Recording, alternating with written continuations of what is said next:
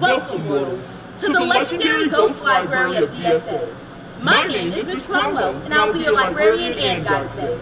Around this time of year, the worlds of the living and the dead come very close together. Today, you will be able to interact with many different legendary writers who have sadly passed on, including Bram Stoker, author of Dracula, Mary Shelley, author of Frankenstein, Edgar Allan Poe, Prince, and many more amazing artists and writers. During these interactions, you will be able to ask a series of questions, but please keep them respectful and do not remind them that they are dead. Meaning, if you have that burning sensation to stop and fix yourself accordingly so I do not have to. We wouldn't want anybody traveling back to the afterlife with them again. Now, when you enter the realm of the dead, try not to be alone. We keep the library to be hazy so the ghosts will feel comfortable. When you are done speaking to one ghost, we encourage you to go to another and hear their stories. They're only here for one night after all, so make the most of the time they have left here. When your visit to the library is complete, please exit through the back portal back to the mortal realm as you know it. I must warn you though, those who enter the library develop such deep connections with the ghosts that they want to capture them on those square screens all called phones.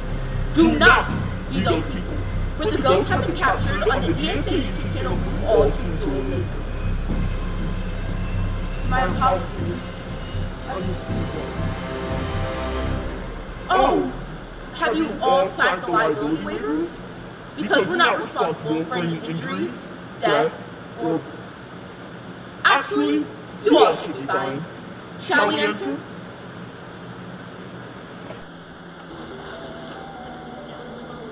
Oh. Where did you come from? It's not often I see people at Cruden Bay. You must have traveled all the way to Scotland just to see me. Usually no one's up at this hour. I'm finishing some writing about how the world views people like me. Let's start at the first page of my life. I was born on the 8th of November, 1847 in Clonfert, Dublin, to my mother, Charlotte Stoker, and my father, Abraham Stoker. As a child, I was burdened with an unknown illness that took my ability to walk for most of my early years.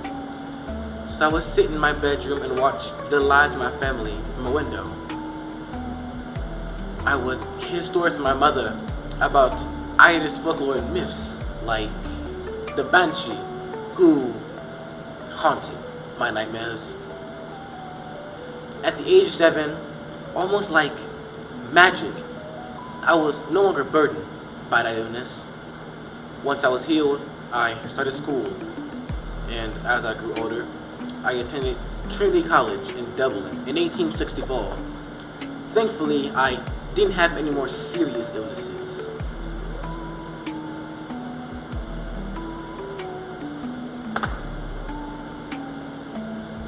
There might have been one I could not understand, a shadow that dogged my feet.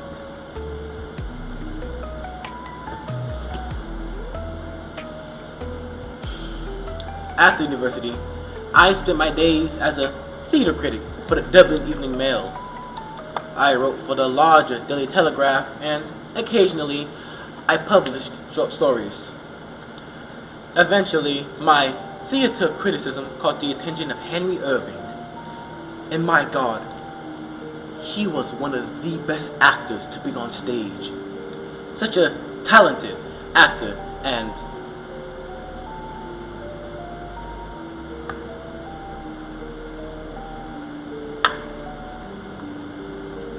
a beautiful man on and off stage. I mean, he was practically good at his job.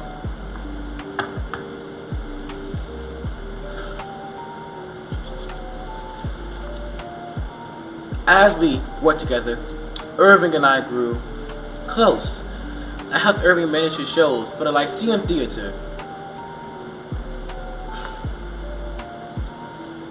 Every time I was around him, my illness would start to flare up. It was the strangest feeling.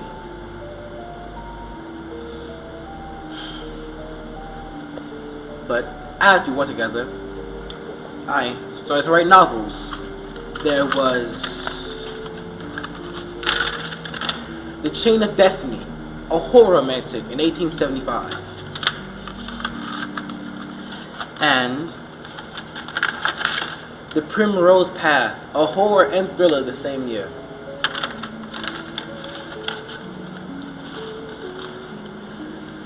In later years, I met my exceptionally beautiful wife, Florence.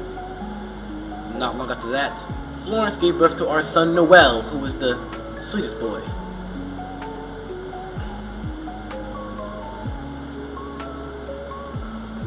Even then, my illness only got worse. That strange feeling still stuck. Love felt like it was blocked. It was just empty.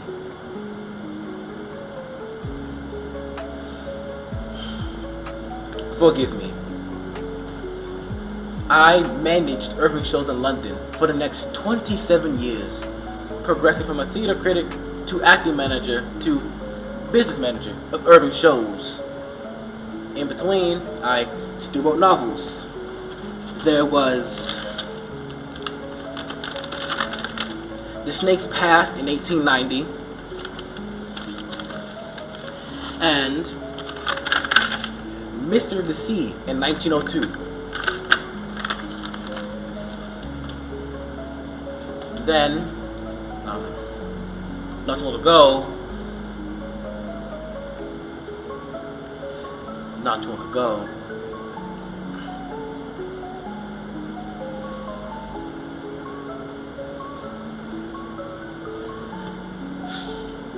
too long ago, Irving passed. He was a good man. Irving's death created some difficulties, personal difficulties. My writing got sloppy, and to me it seemed that my novels had lost their spark.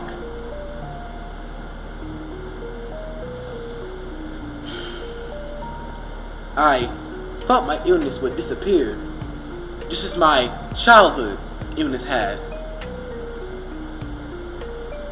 I realized after I married, I was not burdened with an illness.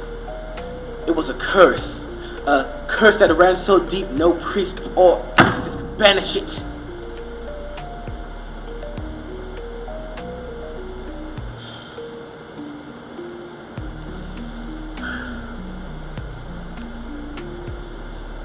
That was until I met Oscar Wilde, a man who was also cursed, but he did not hide it. A man who walked with his curse with no fear on his face. Brave, you might say. Bold, you might say. You see, Oscar and I had the same desire, the same illegal desire. But he carried no shame. He made the gears in my head turn. One night, not long after I met Oscar, I had a terrible nightmare of a creature that slithers like a shadow and drinks the blood of the innocent. Even more terrible than that, it turned the innocent soul into blood-sucking demons. It was chilling, but it reminded me of my curse. Or what the world insisted my curse should look like.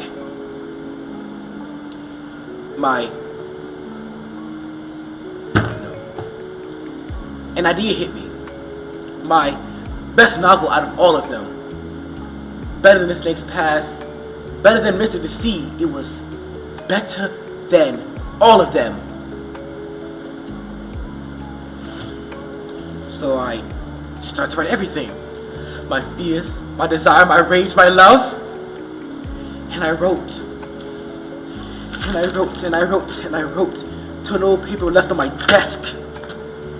When all the paper was gone, in its place was a shape-shifting monster, a thief of innocence. Dracula. I wrote Dracula to release my demons on the page. This is how the world saw men like I and Oscar. We were monsters, demons, creatures who spread a disease like a plague, piranhas to be avoided at all costs.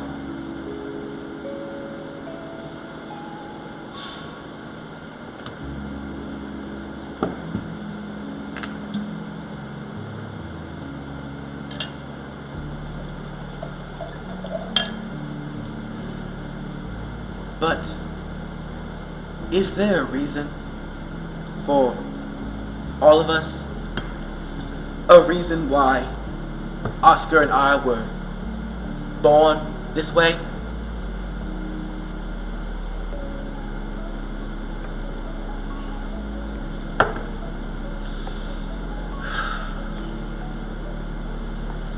Forgive me. I've been speaking for quite some time. It would be best if you do not tell people what you heard today. And I should get back to my writing. But do any of you have questions? Drinking in the supreme beauty. Supreme splendor. Drinking in the supreme... Oh, to hell with it.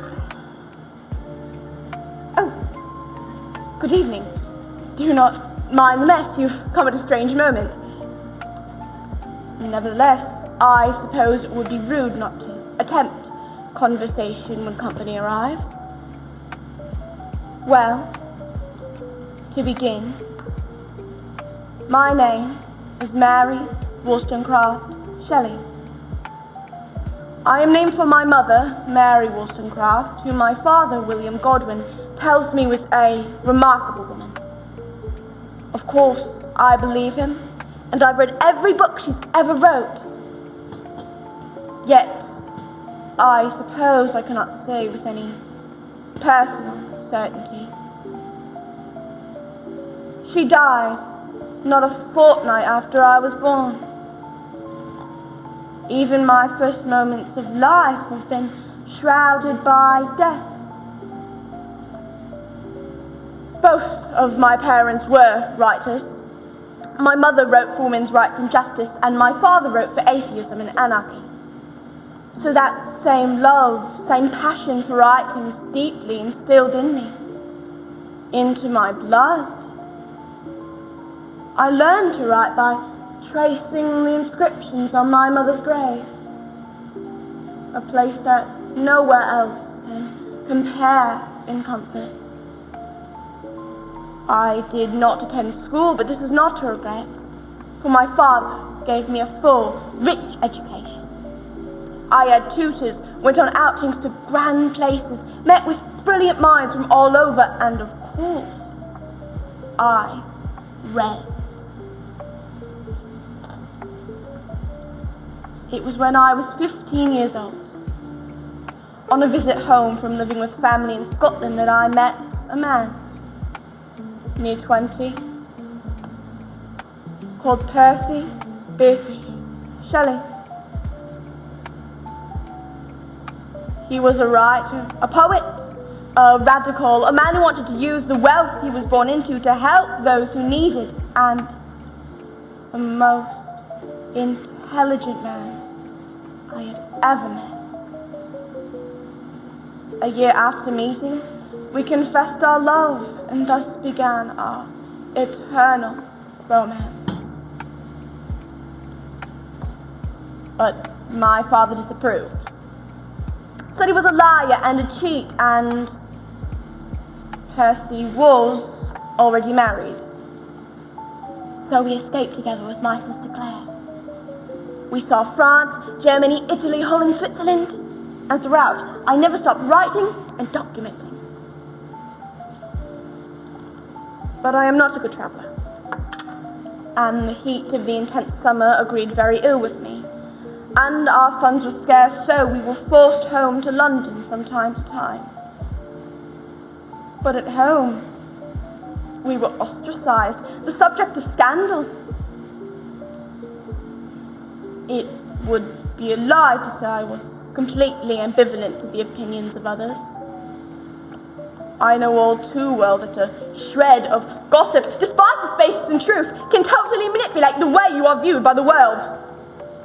They saw Percy as an unbalanced reprobate and me, a naive mistress, instead of his equal.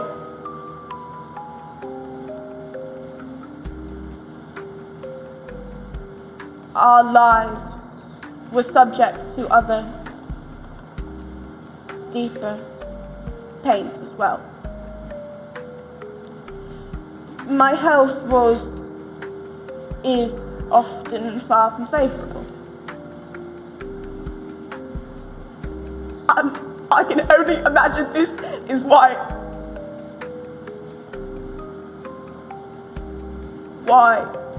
I have lost so many children.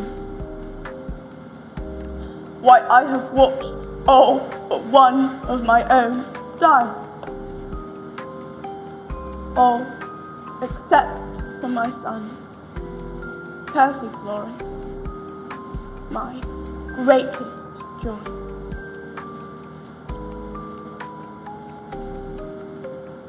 It was the summer of my 18th year.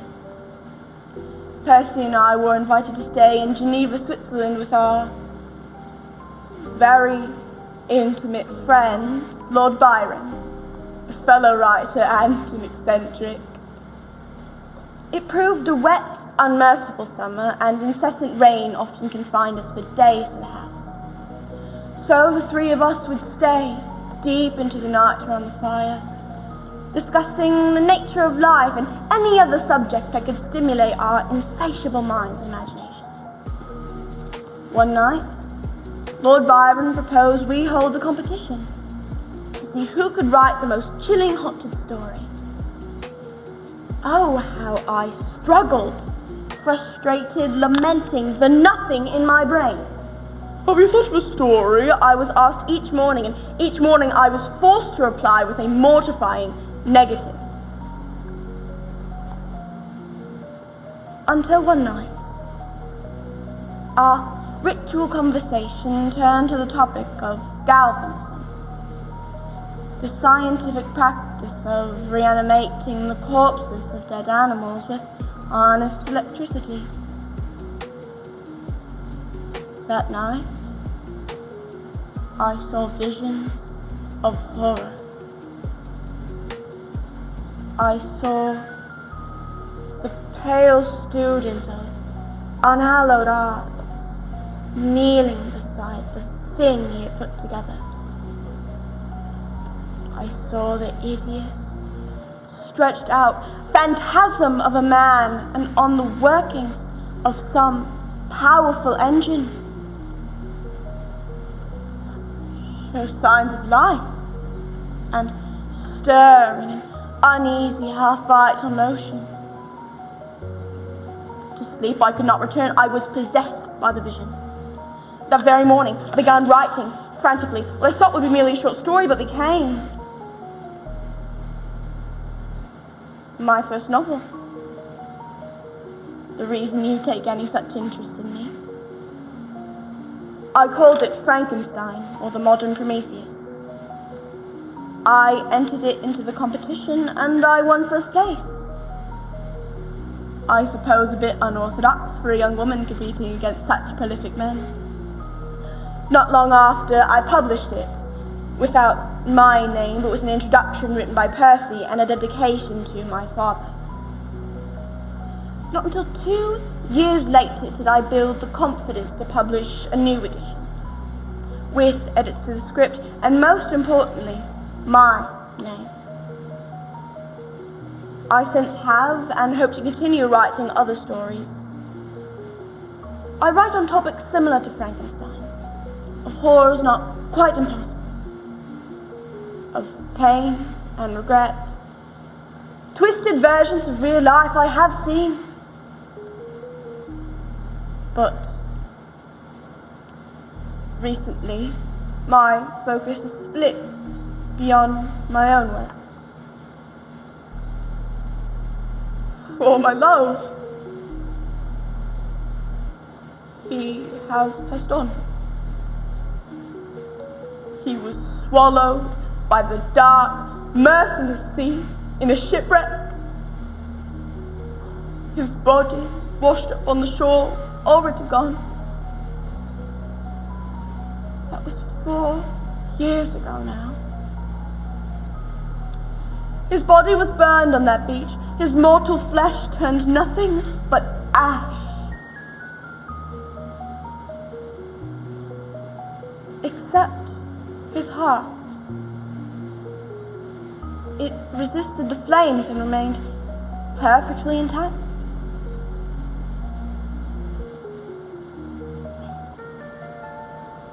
Can you keep a secret?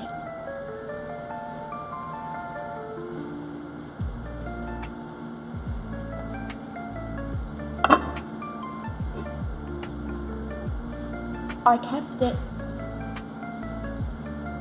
and it stays right here on my desk for me to cherish forevermore.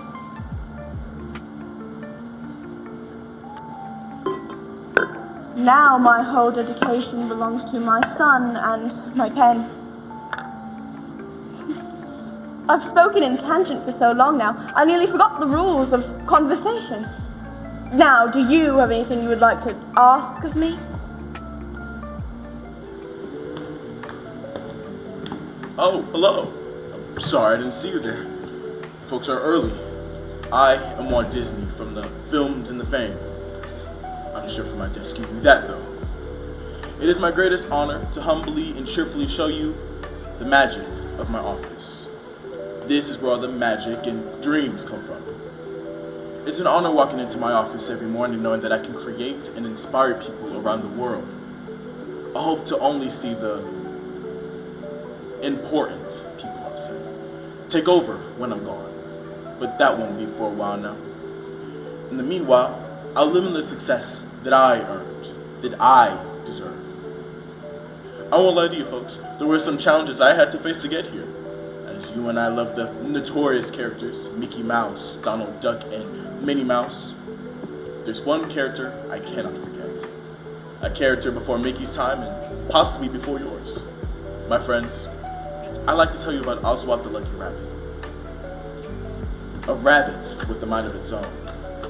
A being that can attach and detach its limbs without feeling a pinch of pain. Ears so big you can hear a pin drop. A mind of imagination and curiosity, but with an impatient attitude. He was perfect. I grew up on a family farm. That's really where the magic started. I would draw and create endlessly on the walls and make puppets out of scraps. Creating Oswald was just natural since my farm owned a lot of rabbits. I created him specifically for Universal Studios. My distributor for my past films, Charles Mintz, came to me and my friend Angry Lurks to create the character. That studio needed any cartoon character to climb back in the cartoon industry. That studio liked originality, something I can't even dream of. But me and my pal got to work. Sketch after sketch after sketch, and finally, the character was finished. And after a year of creating, we released the first ever Oswald short, Tolly Troubles. In the short, he would interact and talk with other farm animals and do a variety of things like going to war, going to Africa, being a knight to save the princess, and kissing the missus. We were a success, I tell you. He was what people would call a breakout star for Universal Studios and I. He was my first popular character, the Mickey Mouse of the 1927. Around that time, that cat was still around. Felix the cat, yes. Personally, I thought he looked pretty replaceable. That pussycat was never enough for my rabbit. But you see, Oswald had something that no one has seen before. The audience loved seeing him move his arm, leg, and hands and make him use it as tools. Little kids in the audience would try to imitate him too. But most importantly, he left an impression on me. There's something about seeing your work being praised and loved that felt extraordinary. I saw myself in him as well. He was so loud and energetic, which was something that I personally struggled with. People around me said I had a hyperkinetic behavior. I hated it. I lost so many jobs because I would lose focus on what was in front of me.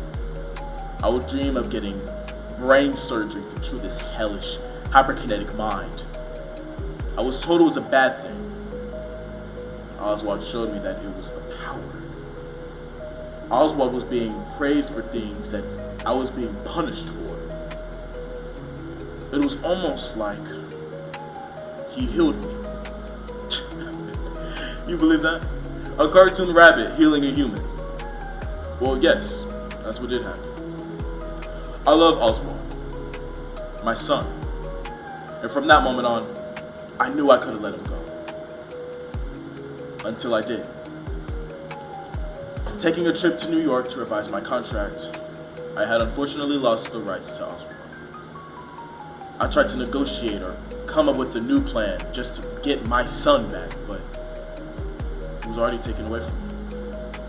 I remember feeling a deep loss that day. And you remember Charles Mintz, the person that told me to create the character? He said that he owned him, my Oswald. And I remember he said he'll be mine again in the year 2006. Damn 2006. I wanted him now.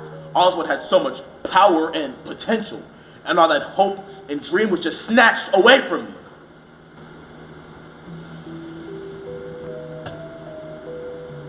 The one time I'm seen for my weakness, straight like garbage. Just like that garbage studio. I know he was a cartoon character, but he was more than that. So I left Universal Studios that day, full of nitwits and sissies and unimaginary creatures. I created something new. You all know him and love him. Mickey Mouse. I love Mickey Mouse more than anyone I ever met.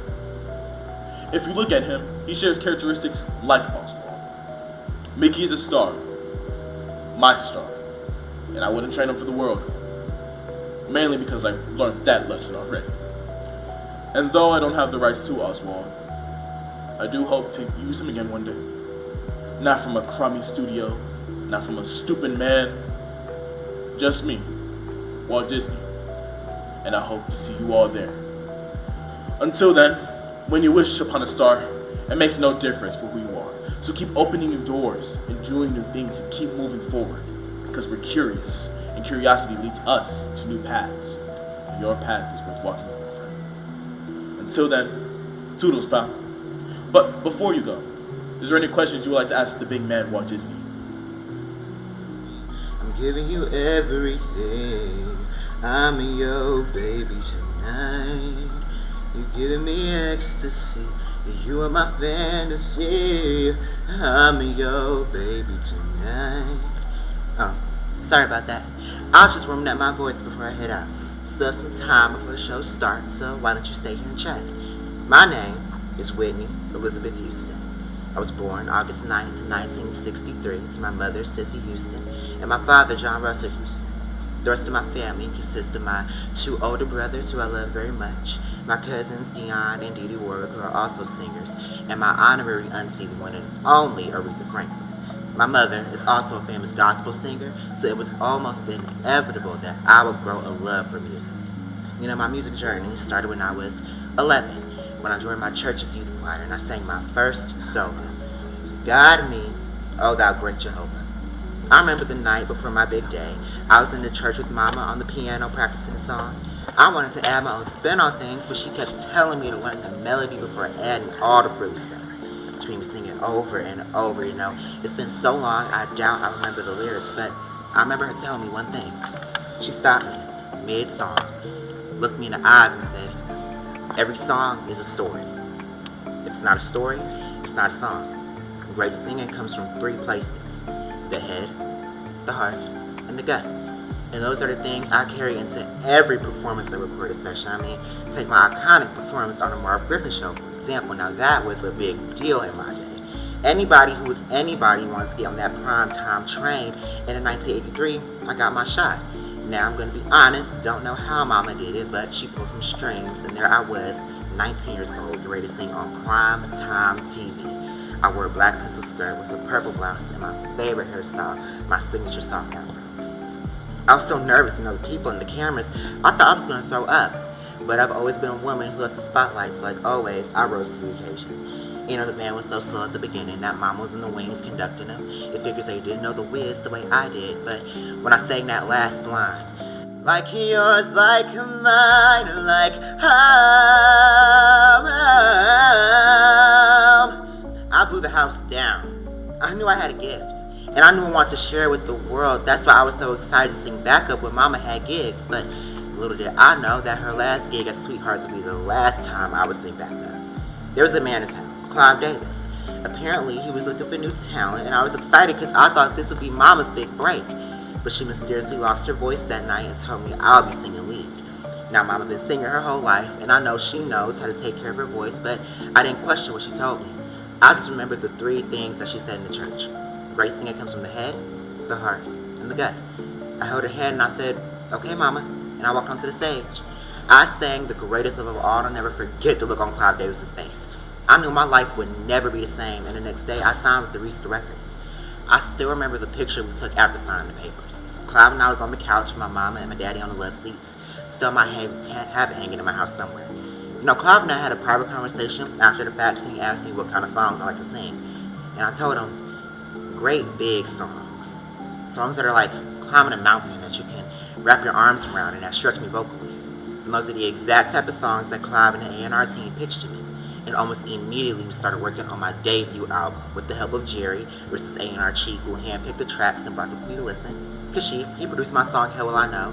Michael Walden, he revised and produced my song You Give Good Love. And Michael Master, he worked on the more pop-oriented tracks such as Saving All My Love For You. I released the album Valentine's Day 1985, and it was a hit. That was #1 on the Billboard charts, and 3 songs was #1 on the Billboard Hot 100, which leaves me here. I just turned 27. I'm on tour for my 3rd studio album, I'm Your Baby Tonight. The title track is my opening act.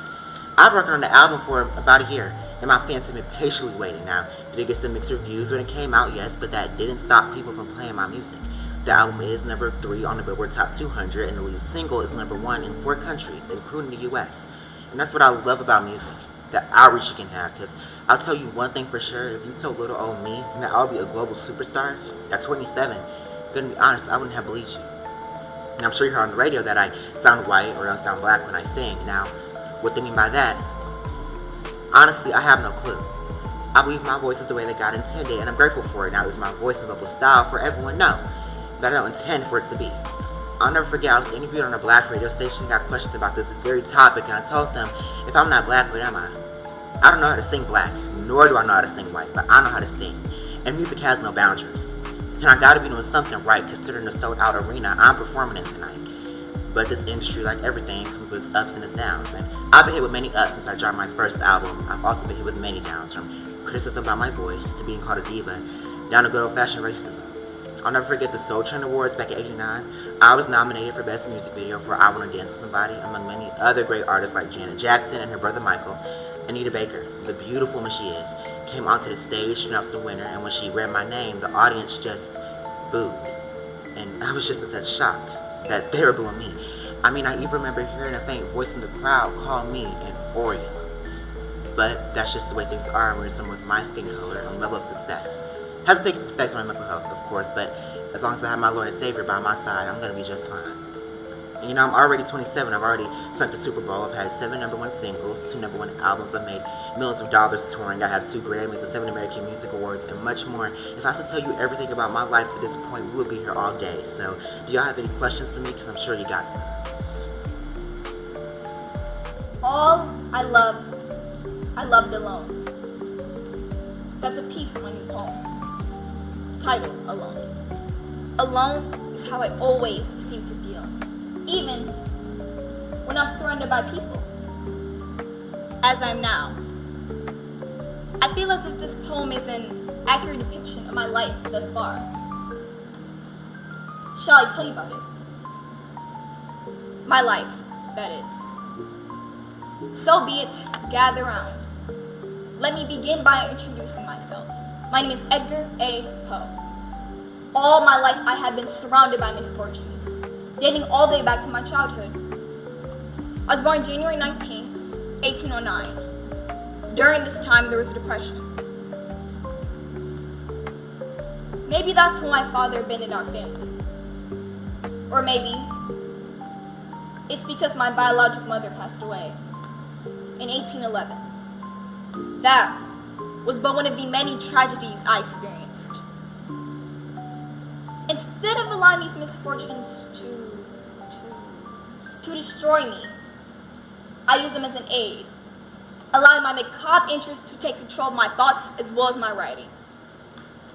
Always present and lurking in the back of my mind as a constant reminder that what we may sit and ponder for too long, well, it may just drive us into incomprehensible madness.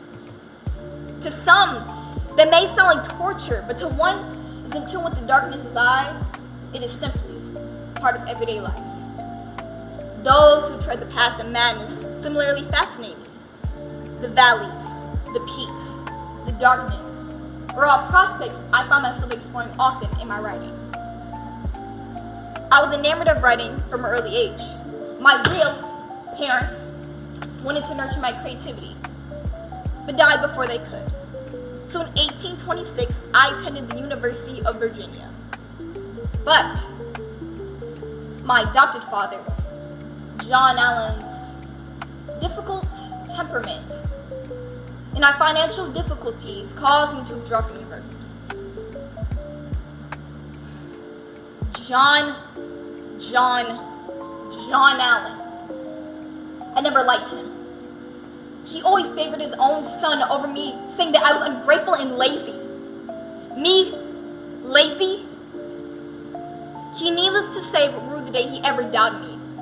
Because one day I will be a famous poet, writing about the lesser knowledge evils of the world, the darkness that is out of sight but always in the mind. Excuse me, where was I? Ah yes, Frances Allen, John's wife. She and I got along fine. She died. Very recently, in fact. I know I experienced my biological mother's death at a very early age, but a death so recent has given me so much inspiration to work with. Call me cruel or crude, but one day, writing will help take me out of this poverty that engulfs my life, my every move. Still, I must admit, her death impacted me more than I intended to. My most recent poem, Alone, inspired by these recent events. The darkness, the mourning, the isolation. The parts of us most would prefer to bottle up or not ponder on too long is what I want the reader to feel when they read this poem. And while my current audience is small, it is a loyal bunch of devotees who resonate with the darker side of life, just as I do. Hopefully more will come, so I can spread my raven-like wings to sit on the branch of legends. My workspace is a reflection of my mind. It is dark with little light, that light being my writing. I do prefer a dimmer room. It helps me get into the mood of writing. Speaking of the dark, what do you think about ravens? I am beguiled by them. I'm beginning to ponder on writing some short stories, and more poetry, of course. One poem will be titled, The Raven. It would detail grief, loss, and longing, similar to my other pieces. What do you think about it? You know, you've truly inspired me today. Talking with you, reflecting upon my life has brought me of my desolation, somewhat. Excuse me, but I must capitalize on this rush of inspiration immediately. Is it poor for a poster designed to capture and use every ounce of creativity while it lasts. But before you go, I must ask, are there any questions, comments, or concerns you may have with me?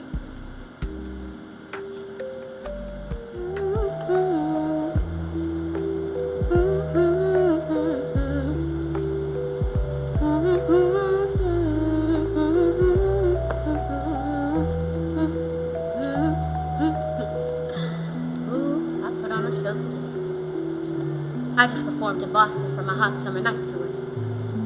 Most of y'all seem unsure of who I am. So, let me tell you, I am the Donna Summer. Well, legally my name is LaDonna, but everyone calls me Donna for short. Some of you may also know me as the Queen of Disco. Now, I'm not gonna question how you got backstage, since I don't mind telling you my story. I'm a December baby, raised in Boston, Massachusetts. It's cold there most of the year. The music sure was hot. I sung my first solo at church when I was 10 years old. It was Grandma's favorite. When saints go marching in. Everyone said I had such a powerful voice for a little thing, but everyone in my family sang, and we all started young. Of course, my family was quite large and were very talented, especially my cousin Bobby. I know. The famous Bobby Brown and I are cousins. Even I was shocked.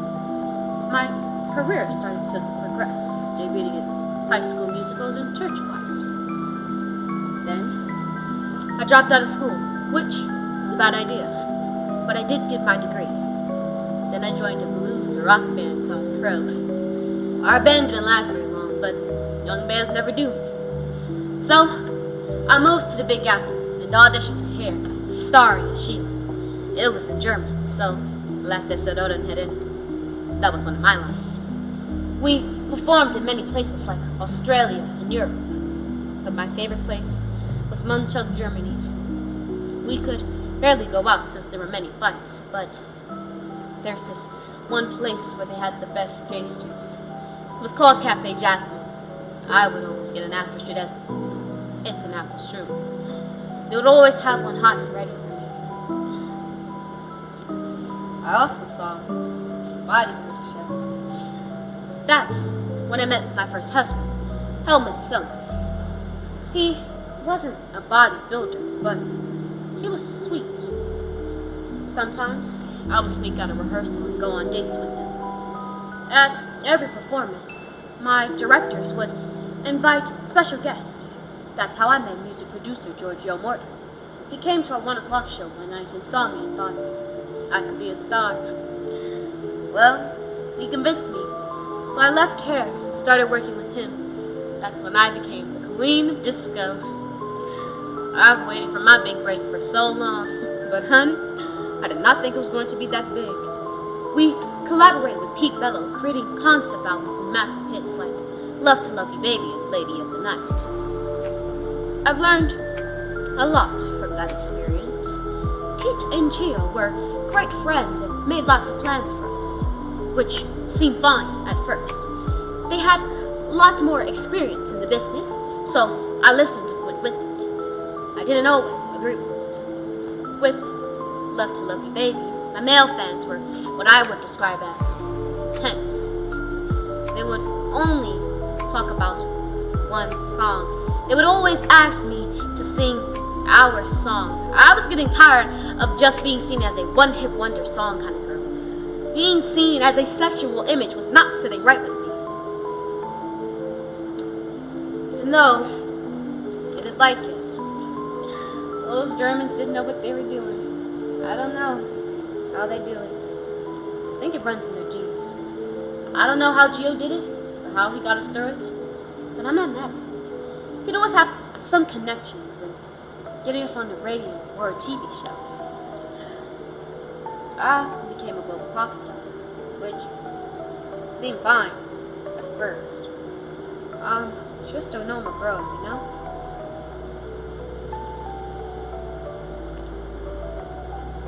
Sorry about that. Got lots of my thoughts there. Now, where was I? Oh, yes. I was pregnant with my first daughter. When I held her in my hands, I saw how pure she was. My parents said she was like a little version of me. We named her Natalia, but everyone calls her Mimi. She reminded me so much of my youth. I knew that anyone thought they were going to do anything to my baby. Well, they will never treat her the way I was treated. Never.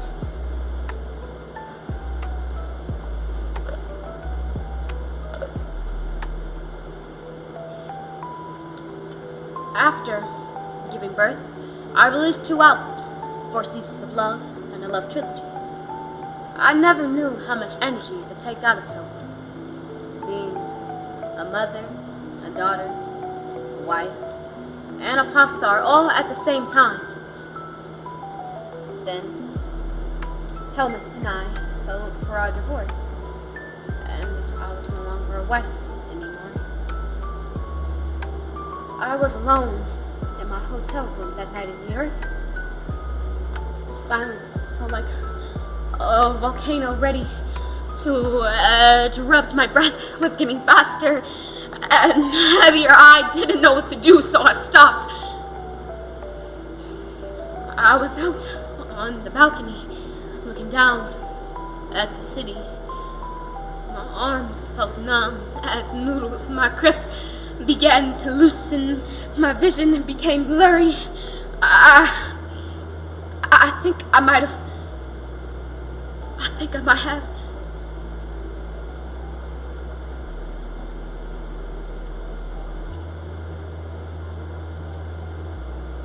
But I didn't. But my heart felt like it was pacing the floor. Something was telling me I wasn't done just yet, and my life changed from one breath to the next. 1977, I changed my ways and became a Christian again. Rebuilding my faith changed my relationship with my work and my personal image. I wanted to express my true self through my music and get back to my gospel roots. I found my peace, changed my sound. Then, in 1980, I got married. Yes, again, to Bruce Sudano. I had 2 daughters named Brooklyn and Amanda Sudano.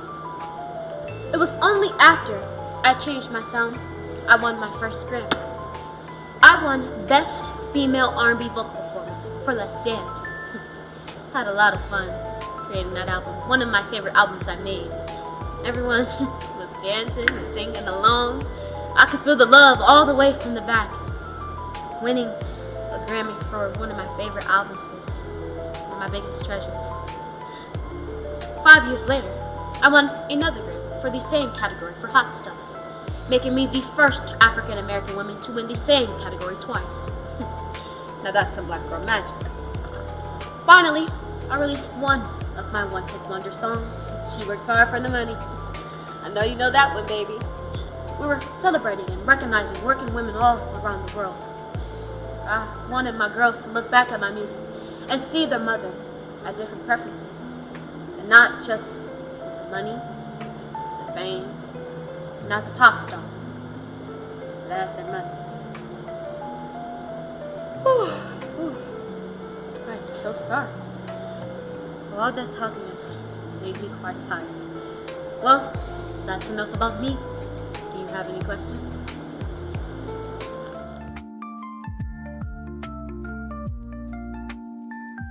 Hi there. I'm just in the middle of drawing right now. My name is Aileen Kaminsky-Crum, and I make these for a living, if you can believe it. I'm aware that it looks ugly, and I like it anyway. My art reflects the way that I see life, which is and always has been weird, gross, and absurd. And I can't imagine doing it any other way. I like to blame my parents for a little of it. They really turned me into a monster, you know? My father, he was a scammer like you see in movies like Goodfellas. And I'm from Long Island, the kind of environment where stuff like that was happening. And I remember hearing about crazy stuff. Those gangster characters, they were the kind of fellas that my father was hanging around. Because of the scamming, which was our only source of income, money went up and down. One day there'd be no food in the fridge. The next day we'd have a yacht. He'd be nice to me on occasion. Sometimes he'd present me with some wacky gift like a scuba suit. You know, things I'd never shown any interest in before. He barely tried to know me. I just went along with it. It was the closest I ever got to him. My relationship with my mother is certainly not any better. She endlessly tormented my brother Aki and I. One particular incident has always stuck with me. It's something that I've dubbed the French fry attack. Now, in junior high, my skin started to get real bad, and I was overweight. And my mother was upset at me for it. I think she was angry that I wouldn't be able to attract a rich, popular boyfriend, and my parents always wanted me to marry a rich Jewish dentist or something. So we were having fries for dinner. And my mother had given my brother Aki a heaping pile of fries, and I only got about 3 or 4. My mother, after I finished my meager portion, I started eating some of Aki's fries. My mother leapt out of her seat and started strangling me until I coughed up the fries. I still don't order them at restaurants. I make fun of my parents a lot in my comics, but the fear was real. I draw my mother as this character, Blabette. I give her all these sharp teeth and wrinkles. I make her all scary-like. It's supposed to be funny, but in a way, that's how she appeared to me. That's how I remember her making me feel. Eventually, I ran away to the Lower East Side, New York, and I never looked back. In about 1966, I encountered the hippie scene, and I was immediately taken by it. I let my curly hair go natural. I stopped shaving. I stopped wearing bras. I wore flowy mini dresses everywhere. I felt like I belonged for the first time. And I was free, but to a fault. I got into some trouble. I got pregnant. And since abortion hadn't been legalized yet, I had to carry out the pregnancy and give the baby up for adoption. That's the way it was for me and for women then.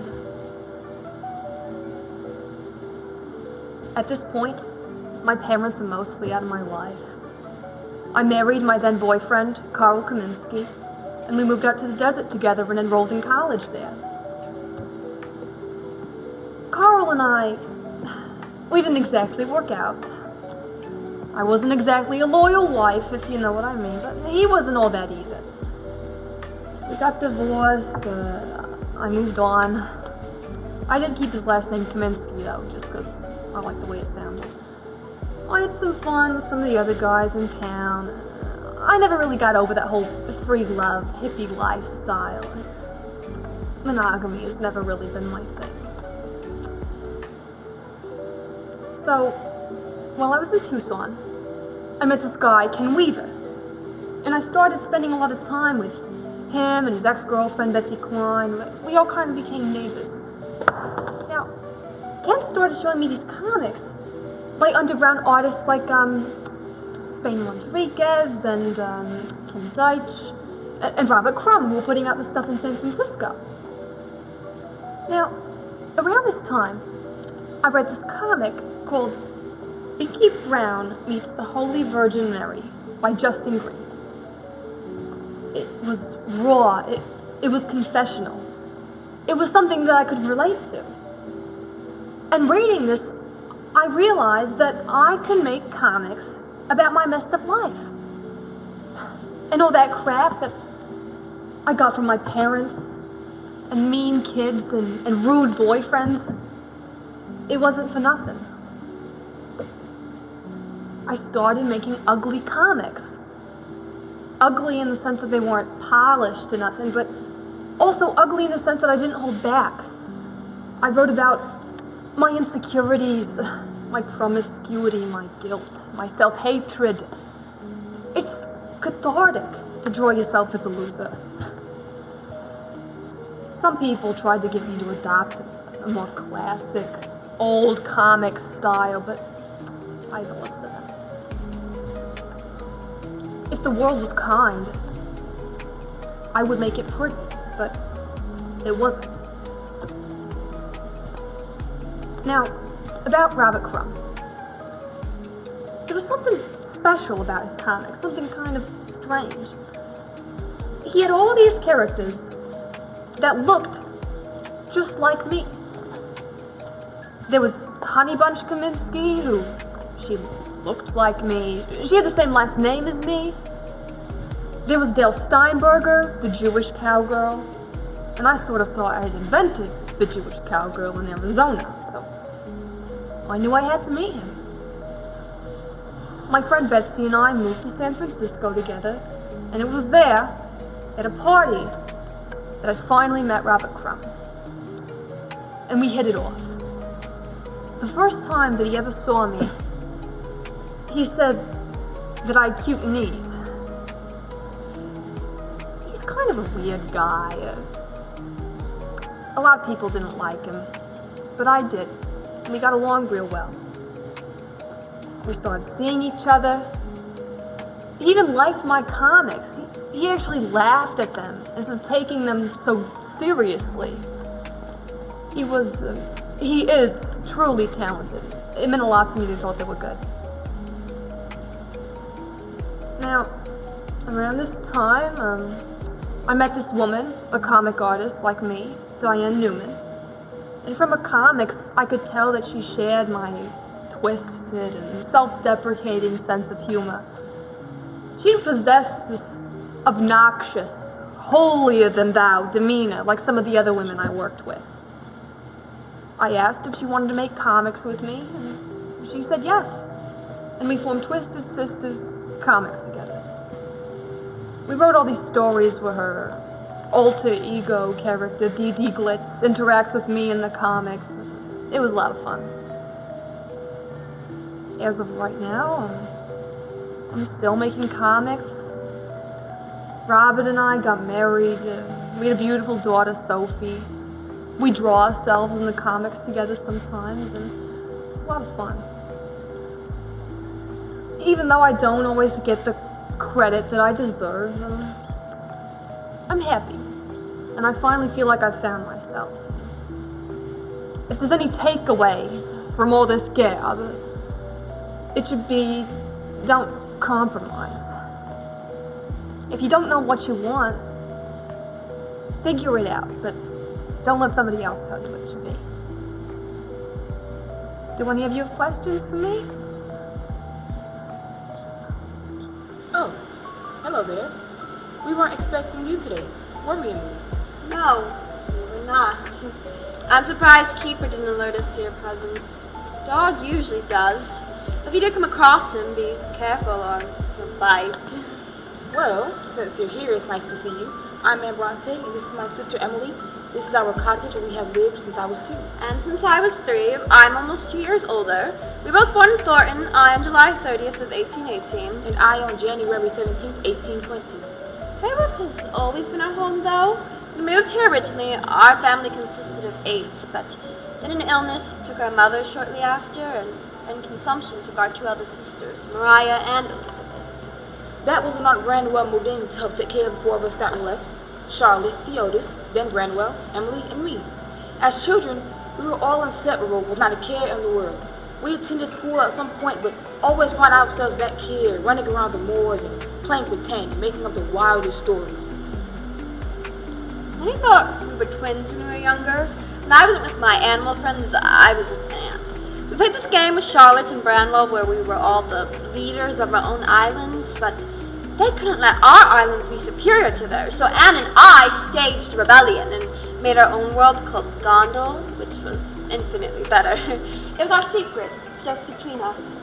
It was how we started writing, making up stories and poems for the world that felt impossibly real to us. We've always been writers, but it wasn't until a few years ago that we took ourselves seriously. What inspired most of my writings was my one love, William, the assistant curator of my father. He was so full of life and no one had a single bad thing to say against him. But if I had married William, my father surely would have approved, but unfortunately he died and I was left to mourn him without him even knowing of my love. I've never concerned myself with the trivial thing known as romance. My one love is Yorkshire. Whenever I'm away from here, I feel empty. I spent 6 months teaching at Miss Patchett's school and I dreaded every day of it. I couldn't teach how I wanted to. I couldn't breathe without doing something wrong. I resigned, unable to bear it any longer. And then a few years later, Charlotte dragged me to Brussels with her. She'd set her mind on learning school management so that we could open a girls' school at home. But Charlotte, stubborn as a mule, didn't want to admit that her dream wasn't possible. So we stayed, even as I pined for home. But then, unexpectedly, our Aunt Branwell passed, and we immediately returned. Anne returned too, so that she could mourn with us. I was away from home working as a governess. First, I worked at Blake Hall, where it was my responsibility to make sure the income children had an education. But unfortunately, they were absolutely hopeless pupils, and they played tricks on me. I never thought that I was capable of heading children. Their parents eventually dismissed me like all of their previous governesses because the children refused to learn anything. You could have been at home instead of taking care of a bunch of helians, but you're determined to prove you could survive on your own. I know you believed we all got you sickly, but I didn't. You should have just stayed with us. Well, I was ill for a while, it's true. But I recovered in time, and I wanted a bit of freedom. You understand that? After the horror that was the Inghams, I worked for the Robinsons for 5 years. They were much more caring, and they truly valued me. I loved little Elizabeth Mary. Sometimes I think they viewed me as a mother. There was a son, but he wasn't my charge. The family wanted someone for him, and so I suggested Branwell as a tutor for the boy. It was he who cost me the job, and I was so ashamed of him that I left too. Once we were all back together, that's when it happened. Charlotte found my secret poetry manuscript. I was furious with her for reading it, for having seen my innermost feelings. What gave her the right? She bothered me for days after about how I just had to publish my poems. I didn't want to listen to her. But then, impossibly, she convinced me. Instead of me publishing my poems by myself, all 3 of us sisters published a collection together. We knew that, as women, our writing would be dismissed as fanciful, so we published under male pseudonyms. No one knows our true identities, not even Branwell. Branwell. I don't know what to make of him anymore. I used to think that he was capable of anything. We all thought he would go far. He dreamed of being an artist and an actor. He used to draw me the prettiest pictures. But he failed at having the career he wanted and turned to drink. When I took him to Thornton Green with me, I thought I would do him some good. But instead, he was dismissed because of his affair. He's our brother. He has made his mistakes, yes, but there's no sense in revealing them all to these people. Branwell's misunderstood. He has his faults, but he also has a brilliant mind and a kind soul. Life's expectations are too much for him. They're too much for anyone. The world we are in doesn't allow people to live freely or can be quite passionate at times. You see, Emily and I hardly ever quarrel, but you should see her and Charlotte together. They cross swords often. I love our sister, of course, but we see things differently. She thinks I'm too rough, too narrow-minded with my views. She's always wanted to protect me, but she doesn't know how. She tries to understand me, but she just thinks me strange at times. But Anne and I understand one another. We're kindred souls in a way. We've always had a companionship that was like no other, especially when it came to our writing. Even Charlotte wasn't privy to our early stories. Anne lets me read everything she writes, and I show her most of my works. My stories are like a diary for me. It's a way for me to show how I feel and think when I'm not allowed to share it publicly. What I write is a reflection of my strangest dreams and sometimes nightmares. My writing is as wild as the Yorkshire moors, not for the faint of heart. My one published book has not received much love, truthfully, and many didn't understand what it was trying to tell them. The critique on hierarchy, the warning of the destructiveness of our own feelings. She's referring to Wuthering Heights, which I think was a... And why would you tell them about it? Because we trust them. You'll keep our secret, won't you? Since you know now, yes, 'tis I who wrote Wuthering Heights. I am Ellis Bell. If you have read my book, well, you can see how much the Yorkshire moors influenced it. The moors intertwine with the characters who feel their lives and their hearts are inseparable from each other's. As Heathcliff says to Catherine's ghost, I cannot live without my life. I cannot live without my soul. Some were disturbed by the obsessive nature of the book, but then it's not for them, is it? The only book I published is Agnes Grey, under the name of Acting Bell. Even under the different names, we're still related to each other. I wrote this book as a way to process the mistreatment I received from the Inghams. It contains my pains and frustrations. I also gave it the ending that I wish I could have had. The heroine gets married and no longer has to work. My next book is not as easy on the mind. I'm thinking of calling it The Tenants of Wildfell Hall. What do you think of the name? Well, before she makes you read her entire first draft, first, do you have any questions for us? Oh, y'all scared me. Didn't even hear y'all come in. I'm just writing some songs for my new album. Just getting in that zone, you know. But since y'all here, what's up? Want to get to know a little more about me? Cool. Let's kick it. Let me see how to begin this. Where to start? Well, first things first. I'm Aliyah Dana Houghton. And yes, it's pronounced Aliyah. I know a lot of people get it wrong. My name is Arabic. It means the highest, most exalted one, the best. So a very beautiful meaning behind it. I was born in Brooklyn, but raised back in Detroit. On the west side, you know, where my love for music comes from. Now at home, music was everywhere. My parents, they would fill the whole house with artists like Stevie Wonder and Marvin Gaye, Johnny Mathis, Luther Vandross, like I knew every Luther album. No, seriously. I would go into the den, slip on his album, you know, headphones on, and I would disturb everyone in the house, just living in his music. I know I drove everybody crazy. My brother, he would come banging on the door like, Lily, you gotta chill. And I would just keep singing. But no, that lineup really did inspire me. My parents, they would just go on and on and on, just playing it non-stop. And my mother, she sings as well, so there were nights with my mom, we sit in the living room, the two of us, and sing. I remember singing Chances Are by Johnny Mathis, and she'd help me while I tried to match her notes. I'm just smiling and nodding like, you got it, baby. I was so much younger, but it's still a very vivid memory for me. It's how I found my love for music. So yeah, I knew really early on what I wanted to do. You know, music's been with me my whole life. It's not just something I do, you know what I'm saying? It's who I am. I was only 6 years old when I played in Annie, so that small stage felt like a stadium to me. No, really, very surreal for me. And it's funny because I don't remember the song I sang for auditions, but I remember everything else, from being an orphan, the rehearsals, standing in the chorus, you know, the whole nine. It had given me so much joy, and that's when I knew I wanted to sing, act, dance. I wanted to be an entertainer. So one day, my Aunt Gladys called my mother and asked if I'd like to perform with her because she was doing 5 shows in Vegas. And 5 shows in Vegas, of course I said yes, you know, definitely. I knew it would be a very great learning experience for me. So y'all know we went out to Valley's Hotel, right? And let me tell y'all, it was so huge. I'm talking bright lights everywhere, big stage, packed crowd, it was everything.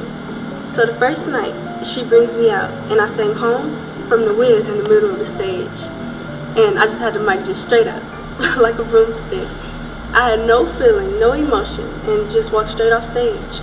So my aunt, she pulls me to the side. She's like, Aliyah, you can't do that, baby. You have to reel the audience in. You have to feel the music and make them feel it too. So the next night, we sang Believe in Yourself. together, and I finally got it. She taught me how to really work that stage, so those few nights in Vegas with my Aunt Gladys really changed the way I performed. When I got a little older, I attended DSA, the Detroit School of Defiant and Performing Arts. DSA continued to build me, just being around these kids who were so passionate about music and dance, just art. It really pushed my creativity as an artist. You know what I'm saying? It made me better. When I first started recording music, I was 14, 15? I had come out with Age Ain't Nothing But a Number, my first album. I remember being in the studio so very shy, but as soon as that mic came on, I was a totally different person. And everyone always asks me why I chose that title. And I just tell them straight up, I didn't choose that title over nothing controversial. I chose that title because age is truly nothing but a number, and you can do anything you put your mind to. Your age doesn't limit what you can do, and that's how I felt at that time. I was so much younger, but I knew what I wanted. My song Back and Forth tells just that. Like, hey, I'm this teenager who loves to sing and who loves to dance, but I'm serious about this. I wanted people to hear my voice and take me seriously, and I did just that. A few years later, at 17, my Uncle Barry introduced me to Timbaland and Missy Elliott. Now, they weren't that big in hip-hop yet, just two very talented artists straight out of Virginia. And let me tell y'all, when Tim played me that beat, I was so shook. Like, wow, what is that? It was nothing like the songs on the radio. And Missy's so fun in the studio, always hyping me up, helping me write. It was truly out of this world. She's always telling me, baby girl, put that swag on it. Nobody sounds like you. That's your magic. So, we did One in a Million. And I came at y'all with a whole new sound. And don't get me wrong, at first, people didn't understand it. It was futuristic. It was different.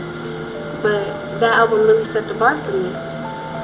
I finally found my sound, and that's when people started saying, okay, baby girl's bringing something new to R&B. And that made me happy, It made me proud. And now, this album is going to be self-titled, Aaliyah. I told y'all my name has a very beautiful meaning behind it, right? So I thought it'd be a very great idea to self-title this piece. Now, don't get me wrong, it's going to be a lot different from my other LPs because I'm older now. You know what I'm saying? I'm more mature. And I think that'll be very evident on this piece. Now I'm hearing beats I haven't heard before. My voice is more on the forefront this time, and it's all about me, the current me. And I can't wait for y'all to check it out. But y'all feel me out there? You got any questions? Hey, what's happening? I was just doing some music, but hey, but I'm Marvin. What's y'all's name? Okay, well, I guess those are beautiful names. I hope you guys don't mind if I smoke a little bit. I guess it helps me think. But if I'm not mistaken, you guys are here to talk to me. I feel so honored. But I'm a very ordinary man, so I don't suppose I have very much to say. I was born in Washington, D.C., and I grew up in Detroit, Michigan with my father and my mother. My father, he wasn't the perfect man, and even to this day, I'm afraid if he got mad enough, he would take me or my mother's life. So, I'd rather not talk about that now. When I was a boy, I didn't talk to too much anybody. I was really quite a loner. It was just me, music, and my big imagination. And as a gallon of water, I started to sing with the Moonglows. I'm a doo-wop group with a bit of my buddies back home, and man, back in those days, I would hit those bass notes with so much ease. I can hit a lick of them now. But what else can I tell you guys? Motown, that was really short enough for time. I guess I would talk about the good time with me and Tammy Sorrell, but I'm afraid I'd probably get pretty emotional. But however, Motown wasn't the joyful experience that you guys may think. However, Motown, that would really temper and really truly destroy my music. Really, I guess, like they thought it was theirs. But these days they respect me enough and I'm popular enough for them to let me do whatever the heck I want to do now. But I always said it shouldn't take my musical success for them to let me get my musical freedom, because if they want Marvin Gaye, they should let Marvin Gaye do whatever the heck he wants with this music. Man, divorces are hard, man. I can tell you guys that. I just recalled that, and I got a random wave of sadness going up and down my body. So, well, I'm gonna kind of expose myself, so I'm assuming that you guys want to hear about it now. My wife, Ann Gordy Gay, is divorcing me after 14 years. I wasn't completely faithful towards her. And even to this day, I wonder how I could cheat on her so easily, but love her so much. And honestly, I'm starting to wonder if I ever even knew how to love her or anybody at all. So, I'm sorry. I'm sort of just thinking out loud. But and I was said when I couldn't pay her the $1 million that she requested, so I have to curate her album for her, and then she's gonna get all the money for it. I'm gonna call it "Here, My Dear" because I'm giving her the money.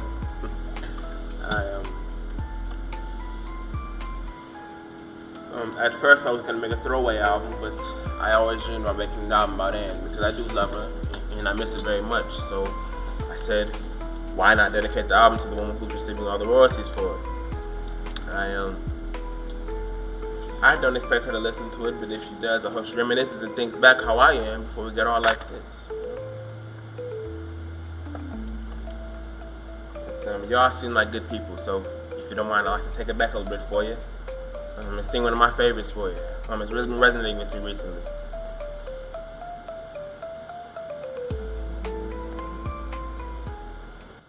Oh, darling, how could we end up like this? Oh, let me reminisce.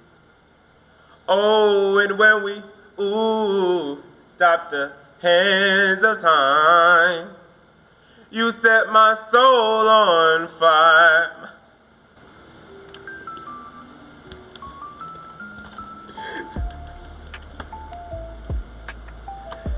Excuse me.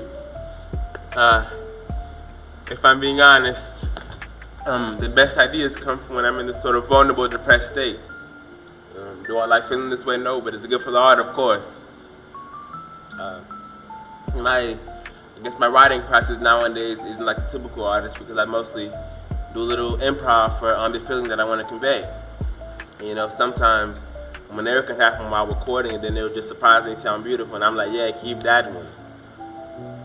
It actually happened in this one song that did alright. It didn't do too good. It was called What's Going On. I'm joking.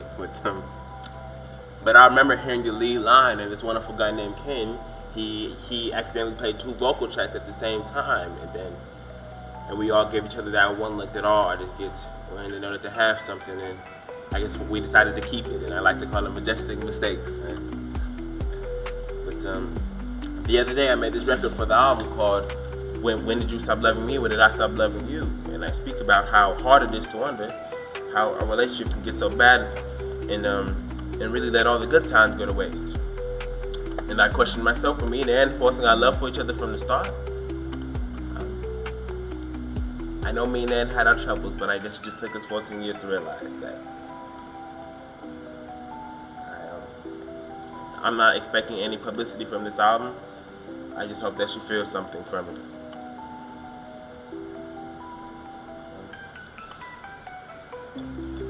But I don't have anything else for you guys, so if you have any questions, I'm happy to answer. Oh, hello there, children. You all snuck right on through. While I sat here doodling, a scribble or two. I made a bet with my friend Benny, a book with just 50 words. And when I deliver, he'll bring $50 to me. I know you're probably wondering, who is this fellow who's speaking to me? My name is Theodore Geisel, but I go by Dr. Seuss, you see. I know what you're thinking. Me, a doctor? Oh no, I'm not a doctor of medicine and pills. I'm a doctor of laughs, rhymes, maybe even some thrills. I was born in Springfield, March 2nd to date, in the year 1904. Isn't that great? My father was also Theodore, as proud of me as he could be, and I got his name passed right down to me. And from my mother, sweet Henrietta, I gained something new. Her maiden name, which was Seuss. I carry that too. I know you're probably wondering where my doodles and rhymes took their start. They started in my childhood, of course. They come straight from my brain and my heart. As my doodles and rhymes grew, I grew too. That's why, children, I bring this nonsense to you. I went off to Dartmouth, and I had books by the stack. I made up my mind, and there was no going back. I joined the college's grand magazine. I became part of the Jack-o'-lantern crew. And soon I became chief editor. It was almost as if I ran the zoo. But trouble, oh trouble, came sneaking on in. When a fellow came by and offered a bottle of gin, we sipped it, we tipped it, and we thought we were sly. But bottles don't disappear, children, no matter how hard you try. Unfortunately, I was forced to resign. The rules were very tight. Moral of the story, don't drink, children. It won't turn out right. But did I stop writing? Oh no, not a chance. I slipped into a new, very secret dance. I picked up a pen name, a new one of use. And soon I had everyone asking, who is this Seuss? A moose? Or perhaps maybe a goose? Who is this fellow who dares to write? They puzzled and they wondered, but I stayed far out of sight. I marched on from Dartmouth, the class of 1925, and I went on to Oxford with my dreams still alive. I majored in English literature, the poems, the letters, the stories, all the lore. And then I saw Helen walk right through that door. She whispered softly, "Now, Theodore, don't just be a teacher. Your rhymes and doodles have a spark. You're a true story preacher." So I went back to the United States. On a crowded airplane I flew. I scribbled and doodled. I sent out work too. To magazines, publishers, ads big and small. Who'd ever take my work, I'd send it to them all. And that November was filled with joy. I took sweet Helen's hand. We married, we laughed, and life was simply so grand. We dreamed of a family with children's galore, with laughs and giggles and rhymes by the score. I pictured small children with laughter so bright. They'd have eyes just like Helen that sparkled with light. I longed to hear their voices, the sound of their pattering feet. I longed to give them forehead bedtime kisses, those kisses so sweet. I longed to tell them the stories my mother told, the ones of pies, nightmares, thrills, and gold. Oh, how I'd rhyme to them. I have the special talent, you see. I could create a world of delight, a world of rhymes and silly creatures to brighten their night. But unfortunately, life has its puzzles, its twists, and its bends. And that dream of having children never came to an end. But still in my heart, the wish was in place. So I wrote stories, not just for children, but the entire human race. Now, let me teach you a valuable lesson. And children, take notes. There is something quite true. Disappointments will happen. They can happen even to you. But still, I found my spark. A few rhymes to keep. Why, once I was on a ship and an engine made a sound, almost like a beat. It was like a chugga-kerchoo. That engine was singing, and the rhymes, well, they tumbled through. From the thumps of a motor, a book took its seat. And that was my very first book. And to think I saw it on Mulberry Street. But in my journey, there were trials and there were tests. That poor little book got turned down just like the rest. Not once, not a dozen, but 27. Each no felt quite heavy and not very pleasant. But one yes changed all of my days. That's the gift of persistence, children. It goes a mighty long ways. So I continued to scribble and doodle with each turn of a page. until the whole world went to war, and I marched right out on stage. Now, hold your horses. Hold them tight. Do not run. You don't think that I would fight with a helmet and a gun? Oh, no. No. That is not me at all. My weapon was my pencil, my duty to scribble and scrawl. For guns, I had none. I only say what is true. These hands were made for scribbling and doodling. These hands were made for you. Though I was born German, do not twist it. Do not bend. I never stood with them. I'm not a foe, but I'm also not a friend. For Jewish I am, as proud as I could be. I fought with my cartoons, with ink, can't you see? I threw shots at old Hitler, the Nazis too, and everyone back at home who just wouldn't pull through. I poked at Lindbergh, I poked at the press, I poked at Congress, and the critics, all who made the mess. I cheered for old Roosevelt. I said, trust him. He knows. Ration. Unite. Do your part. Let's see where the story goes. Yes, my pencil was my weapon, and my cartoons my fight, to battle all the nonsense, and stand for what's right. Why, I've been going on and on. I'm supposed to be at work on a book. When I'm done, you all should probably take a look. My friend Mr. Bennett said, you'll never be able to do it. And I replied, watch here, Bennett. I shall rhyme right through it. I've already got the words I'm going to use.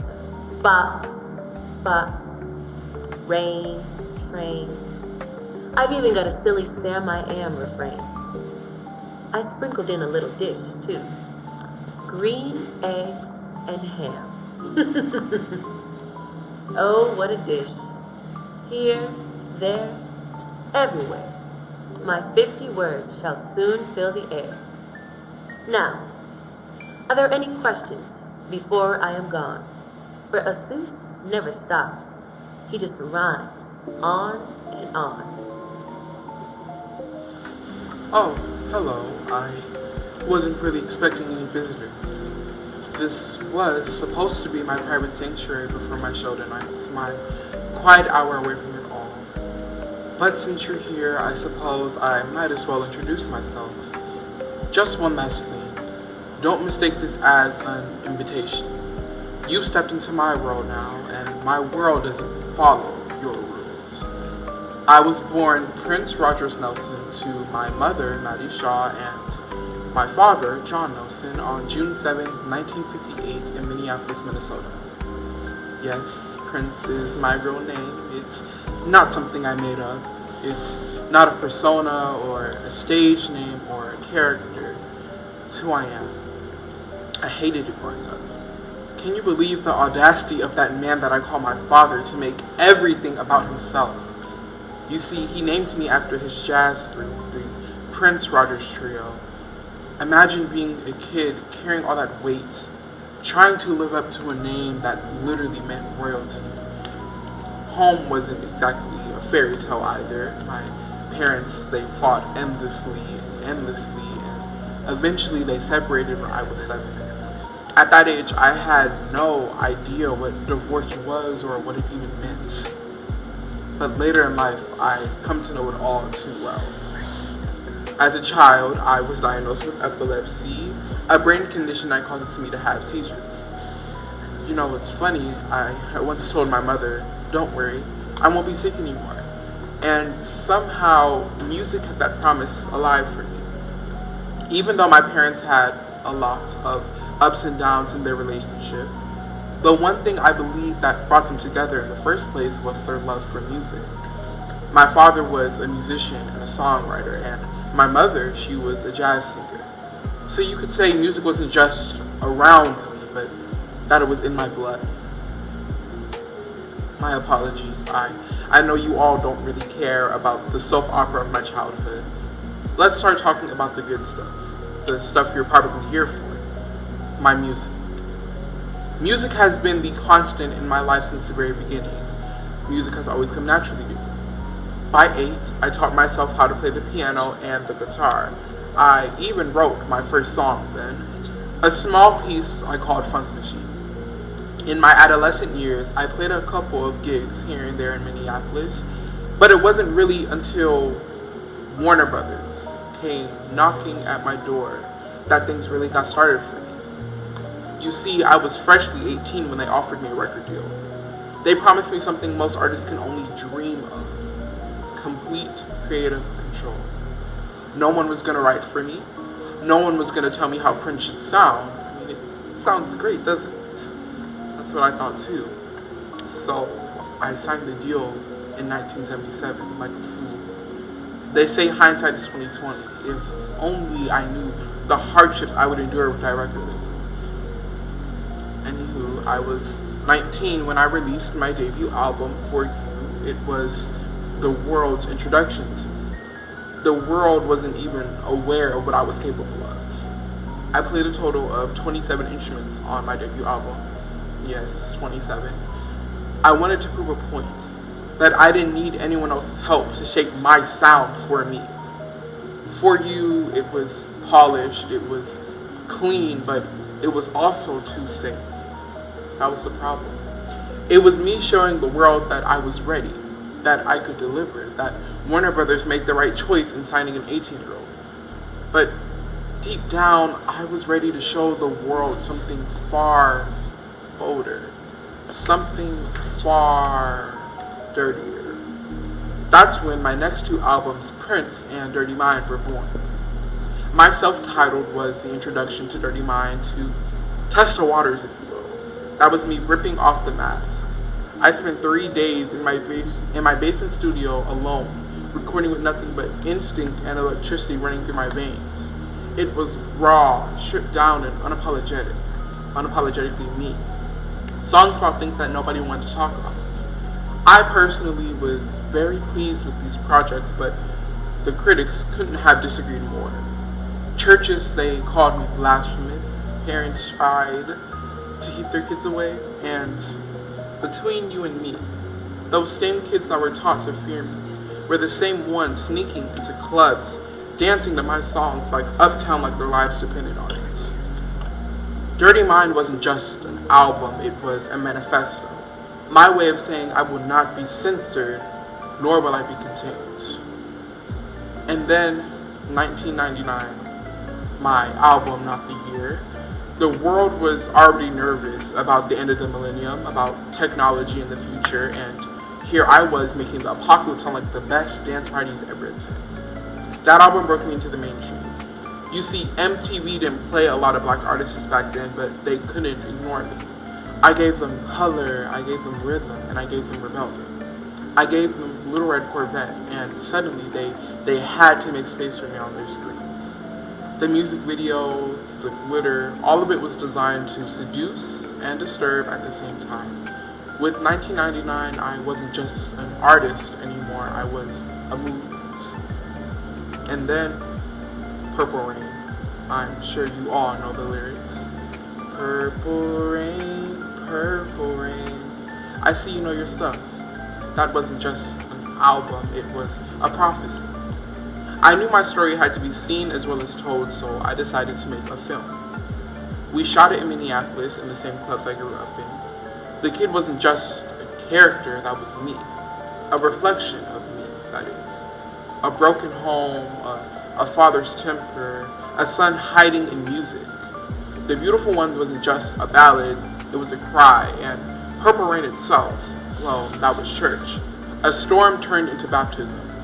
When it hit theaters in 1984, it exploded. I won my first and only Oscar. Millions of copies were sold. Stadiums that I played were filled all the way up to the nosebleeds. Suddenly, I wasn't just a musician anymore, I was a phenomenon. However, success like that comes with heat, and heat attracts people, women especially.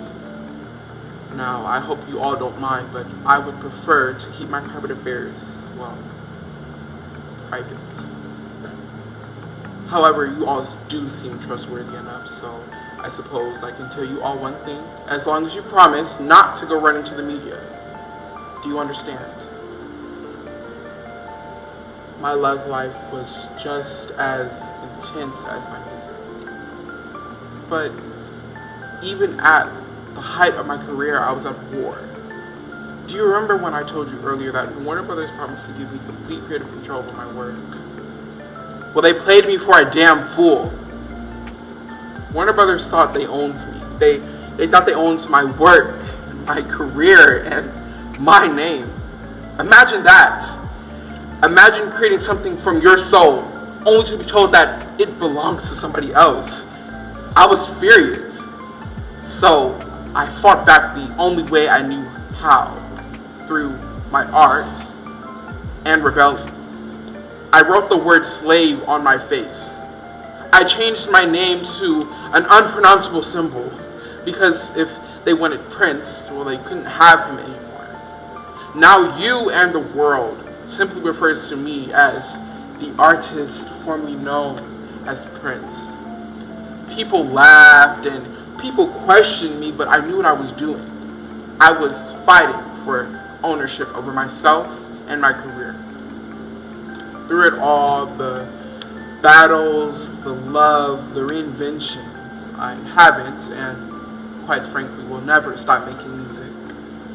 39 studio albums and counting, 7 Grammys, 1 Oscar, 1 Golden Globe, and 4 MTV Awards. In 2011, I received the BET Lifetime Music Award, and in 2004, I was inducted into the Rock and Roll Hall of Fame. But the numbers, the headlines, my achievements, the fame, that was never the point. The point was the music. It's always been music. My apologies, I've just been here spewing and ranting my life onto you all that I almost forgot my show starts soon. So, with that being said, do you all have any questions for me?